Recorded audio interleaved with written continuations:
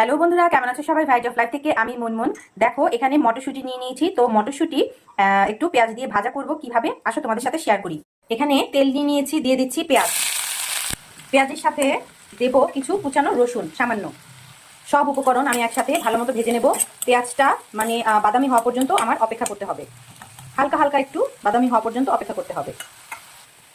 পেঁয়াজটা হালকা হালকা একটু ভাজা হয়েছে। এখন আমি এর সাথে অ্যাড করছি এরকম ডুমো ডুমো করে কেটে রাখা আলু। যেহেতু আমি মটরশুঁটিটা লবণ দিয়ে সেদ্ধ করেছি, দিচ্ছি অল্প লবণ, দেবো সামান্য হলুদ। সব একসাথে নেড়ে চেড়ে নেবো আর আলুটা ভাজা ভাজা হওয়া পর্যন্ত অপেক্ষা করব। আলুটা এরকম লাল লাল করে ভাজা হয়ে গেছে। এখন আমি মটরশুঁটিগুলো দিয়ে দেবো।